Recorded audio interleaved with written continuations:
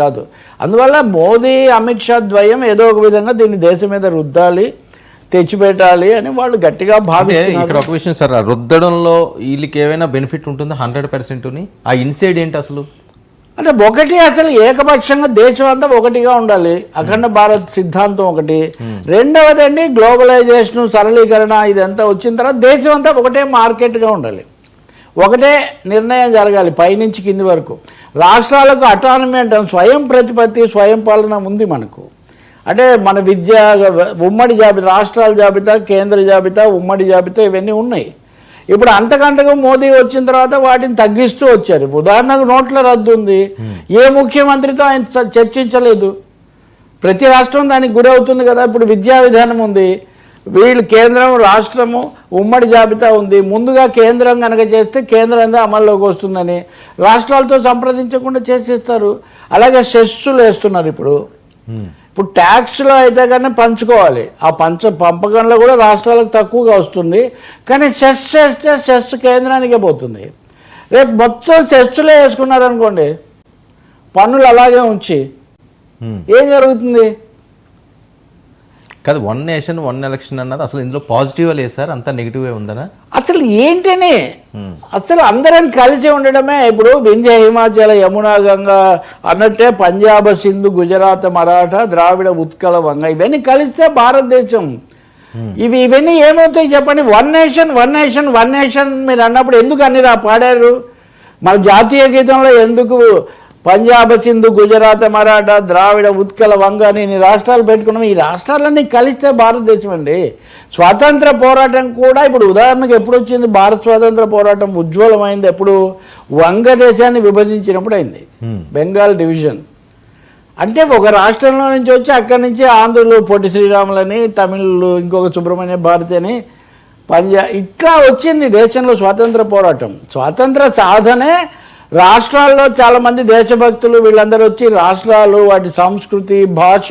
ఇప్పుడు తెలంగాణ ఉంది, తెలంగాణలో ఆంధ్ర మహాసభ నిజాం ఏకపక్షంగా భాషను రుద్దడం, దాని నుంచి కాపాడుకోవడానికి. కాబట్టి ఈ ప్రపంచంలో చాలా దేశాలు ఉన్నాయి వర్మ.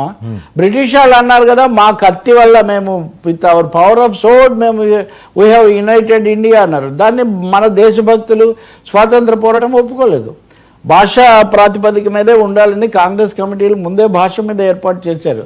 చాలా యూరోపియన్ దేశాల కంటే భారతదేశంలో రాష్ట్రాల్లో చాలా ఎక్కువ జనాభా ఉంది.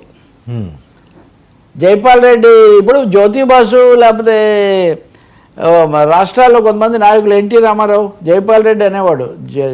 ఎన్టీఆర్ రాష్ట్రానికి చెందిన జాతీయ నాయకుడు, నేను కేంద్రంలో ఉన్న రాష్ట్ర నాయకుడిని. అందువల్ల మీరు పదే పదే అన్నట్టుగా దీంట్లో మంచి ఏమన్నా ఉందంటే, దీంట్లో మంచి ఉంటే రాజ్యాంగంలో ఉండేది కదా. రాజ్యాంగంలో మనం రాజ్యాంగం ప్రకారం వెళ్ళాము. రాజ్యాంగాన్ని మార్చాలంటే అంత చర్చ జరగాలి కదా. ఇందిరాగాంధీ కూడా ఎమర్జెన్సీలో నిన్న రాజ్యాంగ చర్చ చేశారు 2 రోజులు.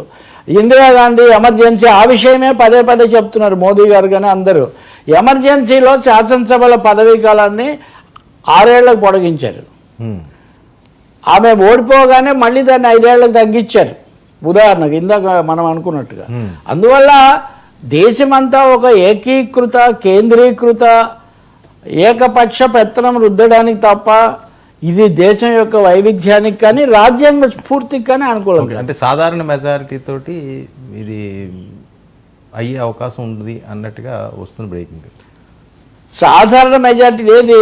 జమిలి ఎన్నికలకు వెళ్దామని వాళ్ళు సాధారణ మెజార్టీతో కానీ ఇది పొందుతుంది. ఇప్పుడు బిల్లు ప్రవేశపెట్టడమే కదా, బిల్లు ప్రవేశపెట్టడం తర్వాత ఇది రాజ్యసభకు వెళ్ళాలి. ఇందులో కొన్ని క్లాజులకు రాష్ట్రాల యొక్క ఆమోదం కూడా కావాలి. అది కూడా దీన్ని ఆర్థిక బిల్లులాగా పెడతామంటారు వాళ్ళు, దాన్ని మళ్ళీ సవాల్ చేస్తారు. సుప్రీంకోర్టు దాన్ని తీసుకొని ప్రస్తుతానికి ఆపేస్తుంది. అందుకే 2029 తర్వాత ఇది అమల్లోకి వస్తుంది అంటున్నారు. మీరు చూస్తే ఏ వైసీపీ వాళ్ళు లేకపోతే కేటీఆర్ మధ్యలో ఎన్నికలు వస్తాయని చెప్తూ ఉంటారు. ఉదాహరణకు 27 చంద్రబాబు నాయుడు ఏమో మొన్న లేదు, బిల్లు ఆమోదం పొందిన 2029 తర్వాతే అమల్లోకి వస్తుంది అన్నారు. బిల్లులో అయితే 2029 అనే పెట్టారట. 2029లో పెట్టాము, ఈ అంశాలు పూర్తిగా అమల్లోకి వచ్చేది 2034లో అని చెప్తున్నారు. కానీ వీటినే నమ్మాలనేం లేదు, వీటికే కట్టుబడి ఉండాలనేం లేదు. ఒకసారి పార్లమెంట్ ఆమోదం పొందిన తర్వాత మీరు పదే పదే అడిగారు కాబట్టి 2027లో ఉత్తరప్రదేశ్ ఎన్నికలు చాలా బీజేపీకి కీలకం కాబట్టి ఉత్తరప్రదేశ్ ఎన్నికలను పార్లమెంట్ ఎన్నికలను కలిపి జరిపితే బాగుంటుంది అని సంఘ పరివార్ గట్టిగా ఆలోచిస్తుంది అని. పైగా ఇప్పుడు మోదీకి లేదా బీజేపీకి మెజారిటీ లేదు, అది బయట నుంచి మద్దతు మీద ఆధారపడింది, ఎన్డీఏలో ఇతర పార్టీల మీద ఆధారపడింది. ఈ పరిస్థితి అప్రతిహతంగా పాలించే మోదీ మహాశయుడికి చాలా కష్టంగా ఉంది. సో సాధ్యమైనంత తొందరగా ఎన్నికలు పెట్టేసి పూర్తి ఆధిపత్యం మనకే రావాలి అన్న ఆలోచన కూడా ఉంది. దీనికి కీలకం ఉత్తరప్రదేశ్. 80 స్థానాలు 79 స్థానాలు ఉన్నాయి కాబట్టి ఉత్తరప్రదేశ్ అసెంబ్లీ ఎన్నికలతో పాటు జమిలీ ఎన్నికలు పెడతారు అనే ఒక అభిప్రాయం, సందేహం రాజకీయ వర్గాల్లో బలంగా ఉంది. అవును, బిల్లులో 2029 అనే రాయొచ్చు, బిల్లులో డేట్ రాయట్లేదు, అది మీరు గుర్తుపెట్టుకోండి. అపాయింటెడ్ డేట్ అంటున్నారు. మీరు తెలంగాణ ఏర్పాటు రాష్ట్ర విభజన అప్పుడు ఈ పదం ఎక్కువగా వాడాం కదా మనం, అపాయింటెడ్ డేట్ అని. తర్వాత ఆలోచనగా దీన్ని జూన్లో వస్తుంది ఇది అని వాళ్ళు తర్వాత ప్రకటించారు. కాబట్టి ఇక్కడ అపాయింటెడ్ డేట్ బిల్లులో ఇవ్వడం లేదు. అపాయింట్ డేట్ ఇవ్వనంత వరకు దీన్ని ఎప్పుడైనా తీసుకొని రావడానికి వాళ్ళకి అవకాశం ఉంటుంది. ఇప్పుడు ఒప్పుకున్నట్టే అప్పుడు ఒప్పుకుంటారు. ఉదయం కొన్ని ప్రతిపక్షాలు, చాలా ప్రతిపక్షాలు వ్యతిరేకించాయి. అసలు ఇది ప్రవేశపెట్టడమే రాజ్యాంగ విరుద్ధం అని. తర్వాత ఆమోదం కాదు మేము జేపీసీకి పంపిస్తామంటారు. అంటే బిల్లు ప్రవేశపెట్టి జేపీసీకి పంపించడం వేరు. కానీ తెలుగుదేశం పార్టీ అన్వీవరింగ్ సపోర్ట్, బేషరతుగా మేము మద్దతు తెలుపుతున్నాము అని చెప్పారు. తెలుగుదేశంకి ఎందుకు వాళ్ళకి ఎంత ఉత్సాహం ఉండాల్సిన అవసరం లేదు నిజానికి.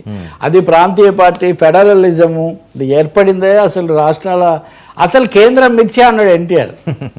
కేంద్రం మిథ్య అన్నాడు. ఇందిరాగాంధీని అడిగితే మైథాలజీ గురించి నాకంటే ఆయనకే బాగా తెలుసు, అది పౌరాణిక పాత్రలు వేస్తాడు కాబట్టి. అందువల్ల ఇది చాలా కీలకమైన, వాళ్ళు స్పష్టంగా చెప్పడం లేదు. అందులో ఉన్న ఆశే తొందరగా మళ్ళీ అధికారంలోకి వస్తామని. మళ్ళీ 5 ఏళ్ల తర్వాత వచ్చాము, 5 ఏళ్ళు ఉంటుంది అని చెప్పడం చంద్రబాబు ఉద్దేశం. లేకపోతే వాళ్ళు కంగారు పడతారని ఆయన 2029 అని చెప్తున్నాడు. కానీ ఆయన చేతుల్లో ఏం లేదు. ఒకసారి ఆమోదం పొందిన తర్వాత జుట్టు మోడీ చేతిలో ఉంటుంది, కానీ బాబు గారి చేతిలో ఏమి ఉండదు.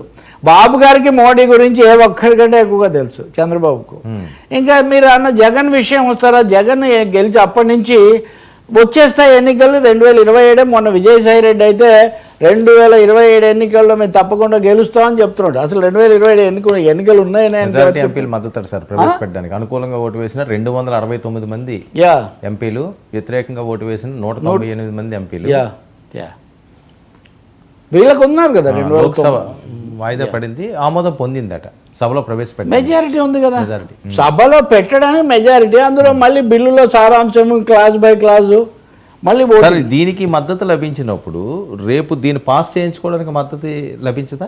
సరిపోతా ఈ ఓటింగ్ 268 అంది ఆ ఫిగర్. అంటే అంత లోపల మేనవరింగ్ చేయొచ్చు. కొంతమందిని మీరు ఇప్పుడు ఉదాహరణకు తెలుగుదేశం వాళ్ళ దగ్గరికి వెళ్ళి మీరు బలపరచకండి, ప్రాంతీయ పార్టీల గొంతును ఉంటుంది అని చెప్పొచ్చు. దానికి ఏముంది అంటే ఇంకా జరిగే వరకు ప్రయత్నం చేయాలి కదా, పోరాటం. ఇప్పుడు దాన్ని ఆపడానికి ఒక పోరాటం చేశారు, ఆపలేకపోయారు, ప్రవేశపెట్టారు. ఏ బిల్లు ఆపట్లేదు కదా మోదీ, వినడం లేదు కదా. కాశ్మీర్ నుంచి ఇప్పటివరకు కాశ్మీర్లో తెచ్చారండి బలవంతంగా, ఏమైనా ఓడిపోయారు కదా ఎన్నికల్లో, అక్కడ క్షేత్రస్థాయిలో లేనప్పుడు. అందుకని ఈ బిల్లు ఇందిరాగాంధీ కూడా 6 ఏళ్ళు చేశారు, మళ్ళీ 5 ఏళ్ళకి చేస్తుంది కదా పార్లమెంటు. ప్రజల తీర్పు అనేది ఉత్కృష్టమైంది. కానీ ఈ విధంగా భారతదేశంలో చరిత్ర కలిగిన రాష్ట్రాలు దీన్ని కనుక ప్రజాస్వామ్య వరవడిని దెబ్బతీస్తే అది కుదరదు. 18 సవరణలు చేయాలి, 18 అమెండ్మెంట్స్ చేయాలి వివిధ దశల్లో. 18 అమెండ్మెంట్స్కు 2/3 కావాల్సినవి ఉన్నాయి, రాష్ట్రాలు చేయాల్సినవి ఉన్నాయి, అక్కర్లేకుండా చేసేవి కూడా ఉన్నాయి. కాబట్టి ఇవన్నీ ఎలా జరుగుతాయి, వాళ్ళు ఎలా తీసుకొస్తారన్నది మనం భవిష్యత్తులో చూడాలి. ఈ లోపల కోర్టుకు వెళ్తే సుప్రీంకోర్టు ఇప్పుడు చెప్పొచ్చు. సుప్రీంకోర్టు ఒక పద్ధతి పాటిస్తుంది. ముందు వాళ్ళని శాసనం చేయనియండి, అది రాజ్యాంగ మౌలిక స్వభావానికి అనుగుణమో కాదో మేము తర్వాత చెప్తామంటారు. వాళ్ళు దాని మీద స్టే కూడా విధించవచ్చు, అమలు చేయకండి, వాళ్ళు ఒకసారి తీసుకొని మేము తర్వాత చెప్తామని. అందువల్ల ఇది తప్పకుండా ఒక కీలకమైన మలుపే. అదే సమయంలో దీన్ని ఆపే ప్రయత్నం కూడా తీవ్రంగానే జరుగుతుంది. దీనివల్ల పర్యవసానాలు కూడా చాలా నష్టదాయకంగా ఉంటాయి.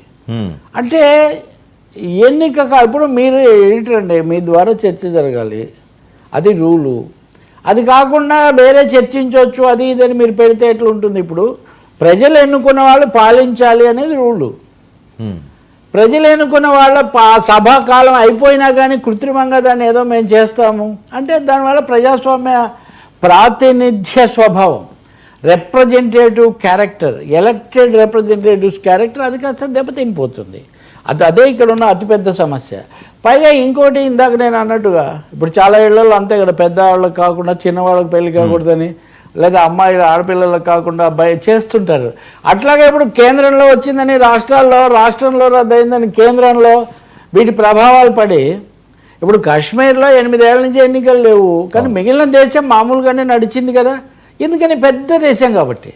అంటే ఇవన్నీ నేను దీనికి సంబంధించిన లాజిక్ వేరియస్ యాంగిల్స్ చెప్తున్నా.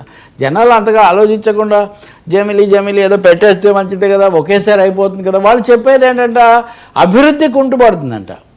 ప్రతిసారి ఎలక్షన్ కోడ్ ఉంది కాబట్టి ఎప్పటికప్పుడు పనులు చేయడానికి లేదంట. అంటే ఏమని అర్థము? అనుకున్నవన్నీ చాప చుట్టినట్టుగా చేసేసుకొని 5 ఏళ్ల పాటు ఇంకా సమీక్షలే ఉండవా? అప్పుడు మళ్ళీ అభ్యంతరాలు చెప్పరా జనం? ఒకసారి ఆమోద ముద్ర ఇచ్చుకుంటే 5 ఏళ్ళు లాగిచ్చేయచ్చు అనే ఈ ఫిలాసఫీ, ఇది అసలు ఏం ఫిలాసఫీ అండి? Right to recall. ఎన్నికైన ప్రతినిధి సరిగ్గా ఉండకపోతే వెనక్కు పిలవడానికి కూడా హక్కు ఉండాలి అని ప్రజాస్వామ్యవాదులు ప్రపంచం అంతా కోరుతూ ఉంటే వీళ్ళే చెప్తారు ఆ మాట. అవును, పార్టీ మారితే రైట్ టు రీకాల్, వాగ్దాన భంగం చేస్తే రైట్ టు రీకాల్ ఉండాలని చెప్తుంటే ఏదేమైనా ప్రభుత్వాన్ని నడిపించాల్సిందే. పైగా అంత కేంద్రానికి ఎందుకు అధికారం ఇస్తున్నాం? లోక్సభ ద్వారా, రాజ్యసభ కూడా కాదు, రాజ్యసభకు కూడా ఎలక్షన్స్ రాష్ట్రాల్లో రకరకాలుగా జరుగుతాయి. మీరు దేశానికి సంబంధించిన కేంద్ర జాబితాలో చట్టాలు చేయడానికి మీకు అధికారం, రాష్ట్రాలకు ఉన్న అధికారాలే తీసేయడానికి మీకు ఎవరు అధికారం ఇచ్చారు? So I think it will be challenged. సుప్రీంకోర్టులో దీన్ని తీవ్రంగా సవాల్ చేస్తారు, కానీ సుప్రీంకోర్టు ఎలా చేస్తుంది నేను చెప్పలేను. ఎందుకంటే ఈ మధ్యకాలంలో సుప్రీంకోర్టు ఇచ్చే తీర్పులు చాలా వరకు అటువైపు ఉంటున్నాయనే ఒక అభిప్రాయం ఉంది. కాబట్టి ఇది రాజ్యాంగానికి సంబంధించి. ఇంకొక మాట కూడా చెప్తాను నేను మీకు. మనం ఒక్కరమే భారతదేశంలో, శ్రీలంకలో 2 సార్లు ప్రధానమంత్రి పార్లమెంటరీ పద్ధతి నుంచి అధ్యక్ష తరహాకి వెళ్ళారు, 2 సార్లు మళ్ళీ వెనక్కి వచ్చారు. ఓకే, ఇట్లాంటి పరిణామాలు మన చుట్టుపక్కల దేశాల్లో జరిగాయి. పాకిస్తాన్లో అధ్యక్షుడు ప్రధానమంత్రి, బంగ్లాదేశ్ సరే ఇప్పుడు వాళ్ళు ఒక విధమైన కల్లోలంలో ఉన్నారు. నేపాల్ ఇంకా కొత్తగా రాజ్యాంగాన్ని రూపొందించుకుంటుంది. భారతదేశంలోనే ఒక ఎస్టాబ్లిష్డ్ 75వ రాజ్యాంగ ఇది జరిపారు కదా మొన్ననే. ఒక వెల్ ఎస్టాబ్లిష్డ్ డెమోక్రటిక్ ట్రెడిషన్, సువ్యవస్థితమైన ప్రజాస్వామ్య సాంప్రదాయాలు ఉన్నాయి. వీటిని ఒక విధంగా షేక్ చేయడానికి ఇప్పటికే మత రాజకీయాలు, లౌకిక తత్వం అనేది సవాలైంది. మెజారిటేరియన్ కాన్సెప్టు, సెంట్రలైజేషను, ఈ 2 కూడా ప్రజాస్వామ్య స్ఫూర్తిని దెబ్బతీస్తాయి. ఇది ఏం జరుగుతుంది రాజకీయంగా? అలాగే కాకపోతే ఇప్పటికే కొన్ని ప్రాంతీయ పార్టీలు కూడా మద్దతు తెలుపుతున్నాయి. కాబట్టి ఏం జరుగుతుందో వీ హ్యావ్ టు సీ. 2029 అని తెలుగుదేశం నమ్మటం మటుకు హాస్యాస్పదం. అదేమి ఒకసారి సంతకం చేయించుకునే వరకు ఒక విధంగా ఉంటుంది, సంతకం చేసిన తర్వాత